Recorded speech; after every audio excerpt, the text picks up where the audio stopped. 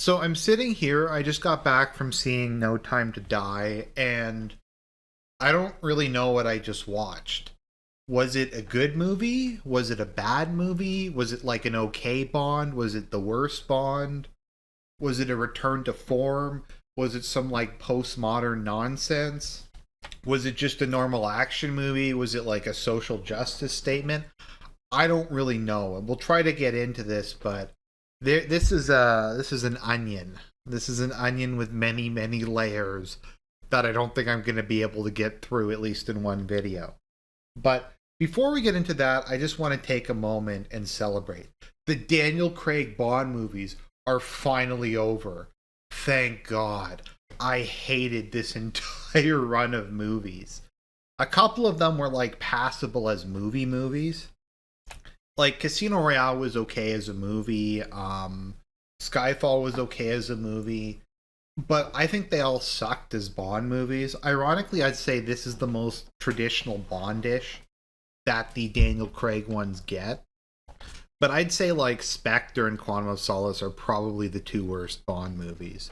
And then you have Casino Royale, which most people like more than me, and Skyfall, which most people also like more than me. And then we got this, and we'll get into this in a minute, but it's over with. It's done. We don't have to deal with it anymore. It's kind of ironic, and I'm going to be making a lot of comparisons.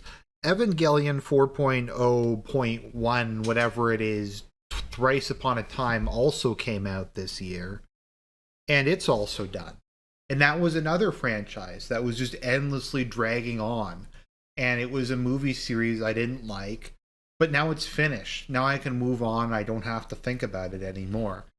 And I think it is kind of poetic that these two movies were both delayed by COVID and they both came out within a couple of months of each other, at least in North America, because they are both the end of this like remaking of an older concept.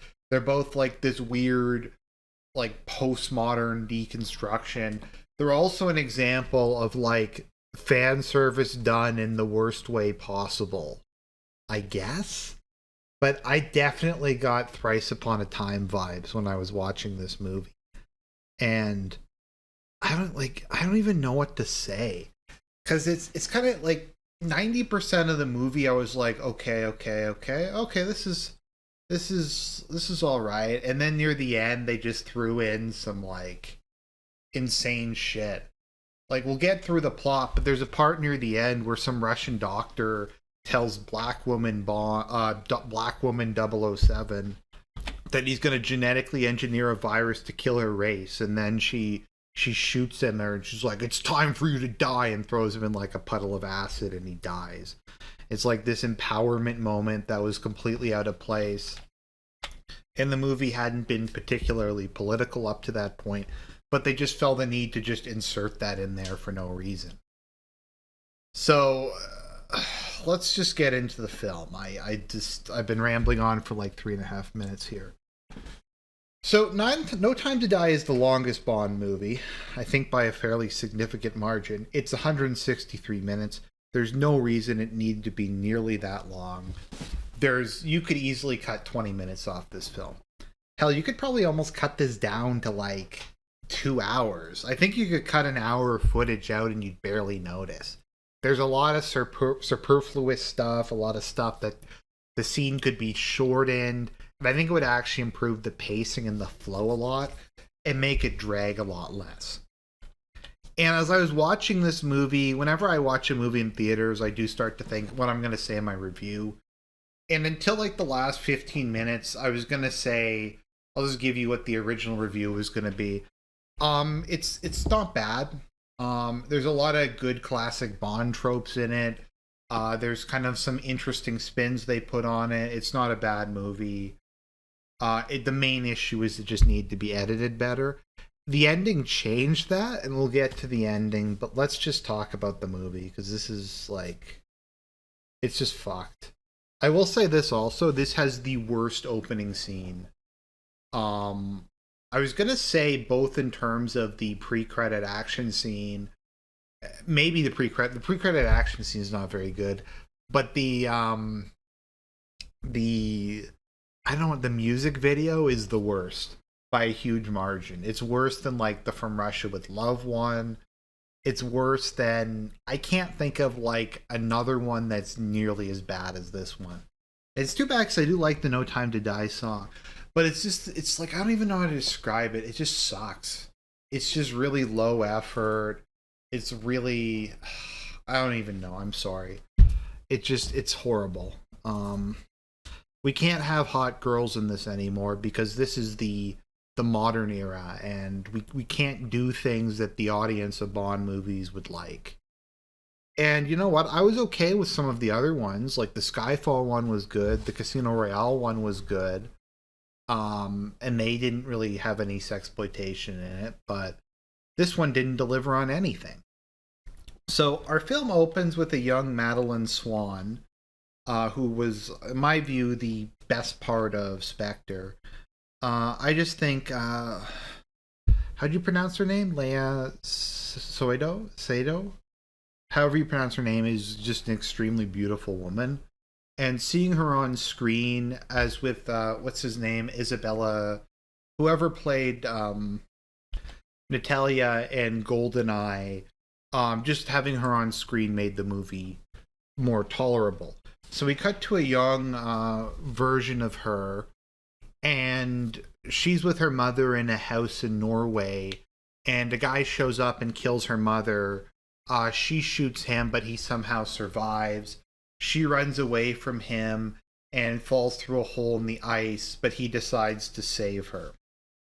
So the guy who saved her is obviously the villain of this movie, Safin, played by Rami Malek, who's another highlight of the movie. I don't really get what his plan was, or I guess what his motivation was exactly. I guess I get it a bit, but he wasn't the problem here. So then it cuts to the aftermath of Spectre, and Madeline and Bond are in Italy, and they went there to visit the tomb of Vesper so Bond can get some closure. However, there's a bomb on Vesper's tomb that explodes and almost kills Bond, and then a bunch of Spectre assassins come. And Bond is convinced that Madeline passed on the information to Spectre that he was going to be there, and that it was a setup. And that Madeline was a double agent, she never loved Bond, and that kind of thing. And so Bond, there's a pretty decent action scene where he does some cool driving. He uses some gadgets in the Aston Martin. So that was kind of nice. But then he puts her on a train and sends her away. And then 5 years later, Bond is in exile living on Jamaica, having retired, which is a nice touch because most of the Bond books were written on Jamaica at GoldenEye, Ian Fleming's estate there. And there's always been a certain fondness for Jamaica. It features as the location in a lot of the books. The last Bond book, I think the Man with the Golden Gun takes place in Jamaica. Yeah, the Man with the Golden Gun takes place in Jamaica, so it's where the series ends. So then we get into our main plot, and this is a much more kind of traditional Bond plot. We don't have weird shit like water and oil or whatever the plan was, and I don't even remember what the plan was in Skyfall. Just a straight out revenge plot. This time we have a much more traditional Bond plot. So M had an MI6 black site that was developing very Metal Gear Solid ass thing, nanomachines. And the nanomachines can be programmed with a specific person's DNA or a specific family's DNA. And once that DNA has been programmed in the nanomachines, they will only kill the people who have that DNA on them. However, if they get on somebody, they will continue to replicate and pass from person to person until it finds its intended target. Now, they can play around with this, and this can wipe out entire ethnic groups or entire races, interestingly enough. But remember, none of these things are biological realities. Even though they say in the film, This can be used to target people of a similar genetic lineage. But I digress. So I'm not going to go through every like thing that happens in every scene, but basically Spectre steals the virus from MI6 dubbed Heracles, and then Bond is going to go retrieve it from a Spectre meetup that is happening on Cuba, and he gets recruited to do that by Felix Leiter.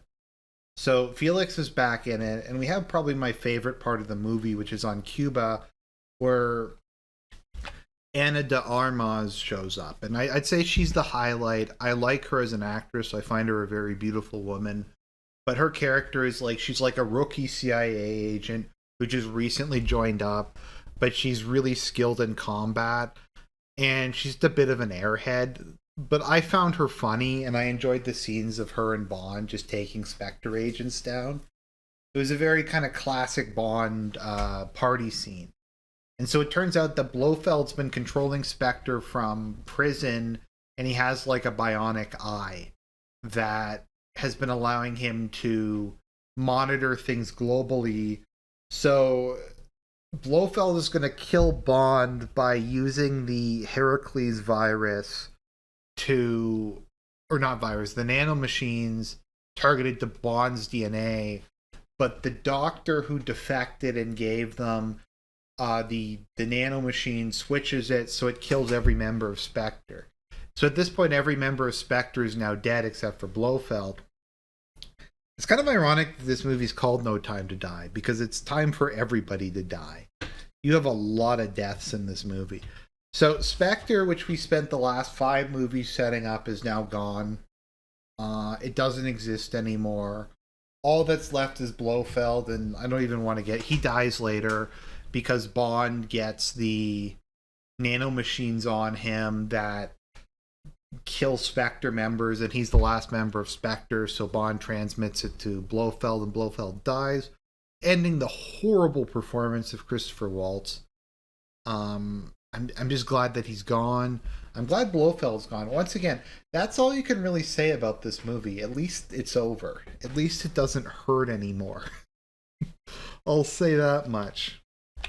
So Bond retrieves the scientist and the Heracles virus, and he goes to a ship, and then it turns out that that Felix's assistant was actually a member of Spectre this whole time. Or was he Spectre, or was he part of Safin? It doesn't matter. He was part of some evil organization, so he shoots Felix, and then the ship goes down, and then Felix dies because it's time for everybody to die, and we gotta kill off some more characters to make this film dramatic, and stuff like that. We also find out that Bond's been replaced with the new 007 Nomi, who, I'm going to be honest, could they have picked a less attractive woman? Probably not. She is just, especially in a movie where you have Madeline Swan and Ana de Armas. Yeah, I don't know what they were going for. I think they were just trying to rub it in your face. I don't want to get banned off of YouTube, but I'm sure you know what I'm referring to. So anyways, we have a lot of really like shitty jokes of her and Bond like playing off one another, and how she's 007 now, but later in the movie he becomes 007 again, so it's all right, but it's just really insufferable, and it's the worst part of the movie. Especially since she's the one who's involved with the evil genocidal scientist who's going to wipe out the black race, or whatever nonsense is they added in. So Bond follows Madeline to... I'm skipping a lot just because there's a lot of just melodrama. So he follows her to Norway. It turns out that Madeline has a daughter who looks just like Daniel Craig, but it's totally not Bond's kid. Bond's like, is he my kid? Is she my kid? And she's like, no, he's not your kid. She totally isn't, guys. This isn't Bond's kid. That isn't going to be part of this. It's just some random kid who happens to look like Daniel Craig that they picked up. I mean, Madeline likes to sleep around. She wasn't traumatized by her relationship with Daniel Craig and probably hasn't been with another guy the last 5 years. No, it's totally not his kid. Um so there's that kid, then they get attacked. We find out that Safin's, I forget if I explained this. Jeez, this movie's going on in my head. So what had happened was Safin, Rami Malek's character, his family was killed by they were poisoners who worked for Spectre, and Blofeld ordered their family killed, and Rami Malek's character survived, and he went to get revenge on Madeline, but then he saved her, and now he has this weird psychopathic love for her, and he kind of wants to kidnap her and her daughter so then they can be a family together because he doesn't have a family. I don't know, it's fucking weird. But Bond goes there, and then they get ambushed again, and there's kind of a cool action scene in a forest, and then they get kidnapped again. That seems to be happen a lot in this film. Like, they go somewhere, Madeline gets kidnapped, Bond shoots a bunch of people. It's kind of exhausting even trying to explain the plot of this movie. So let's just move along. So Safin's big plan is he is growing vats of the nanobots on the island between Russia and Japan that's disputed, but the Russians have a ICBM base there. And he's going to mass produce the nanobots and use them to kill millions of people in order to bring about a new world order. So, I mean, if you're bringing about a new world order with nanobots, it's probably the Kojima world order, would be my guess. So, Safin wants to bring about the Kojima world order for reasons that are never really explained. He has some weird thing about how he sees himself as a hero. I don't know. It's not really explained. He's suitably creepy, and that's all we really expect from a Bond villain. A bunch of stuff winds up happening. Madeline, her daughter, and Black 007 get away. Bond has to stay behind, though, because he has to open the missile silos. Because if the missile silos are closed, then the then the cruise missiles that a nearby Royal Navy ship is firing aren't going to be able to penetrate through the blast doors, and the facility won't actually be destroyed. And they can't tell anybody about it because this weapon was developed completely under the radar. So Bond does that. He opens the silos. It looks like he's going to get away. But Safin is still there, even though we saw Safin leave earlier in the movie. He came back. He recloses the missile silos. So Bond goes back to reopen them, and Safin gets a couple shots off on him. He also poisons Bond with a virus that is keyed into, nanobots that are keyed into Madeline and Matilda, their daughter. Sorry, I should say, 'cause she's obviously Bond's daughter. So even if Bond escapes, he's not going to be able to see his family ever again. And this is when I started to get a little concerned. I'm like, how is Bond going to get himself out of this one? I mean, but he's going to get himself out of this one. He's Bond. He always gets out of it at the end. Doesn't he? And there's a feeling of just kind of dread that started to go through me. So Bond gets back to the control room, reopens the ICBM, and then he gets a ladder to come down. He's obviously very badly wounded. He's been shot multiple times. And then, so he goes to the head of the roof of the silo. He has a last conversation with Madeline, who confirms that she is his daughter and that she does love him. And they kind of have that nice last moment together. And then the bombs land and they kill James Bond. What the fuck? They did it. And when I saw it, I was just like, that's ballsy. I like, you can say a lot. You got to respect the fact that they had the balls to actually do it. After 26 movies, they just finally just said, fuck it. You know what? We don't care about money anymore. We don't care about the franchise. Who gives a fuck? Let's just kill Bond. let's just end it here. And I know that they're going to restart it or something like that. But honestly, they just fucked the whole thing up, like from start to finish. But there'd always kind of been this understanding that the Bond movies take place in a floating timeline, that it's the same character throughout, and they would sometimes, even if it was a different Bond, sometimes reference stuff that happened in previous movies, either directly or as like a sight like Bond has a tool or a gadget from a previous film. Maybe it's on the wall in a Q scene or something like that. But that's gone now. We have a hard end to it. Bond movies, I'm sure, like the character is now canonically dead.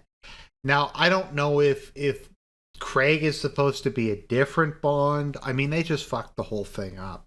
I never took the whole floating timeline thing that seriously. Spectre, I also kind of fucked the whole thing up, but even then, I think it was still salvageable.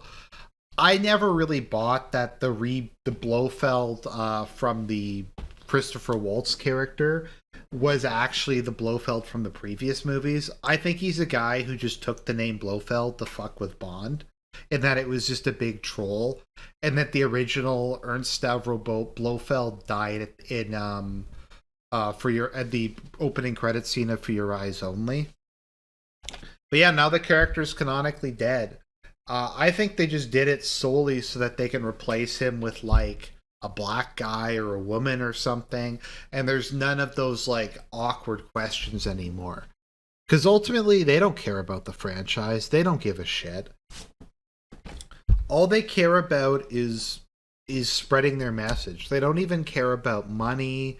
They don't even care about like anything but that. And they couldn't even do that properly. And so this film is like a weird mess of things. It's a bunch of like homages to previous Bond movies. It's this melodramatic romantic subplot. It's I don't even know, like an attempt at like half-assed wokeness. I don't even really know how to describe the movie. It's just very very strange.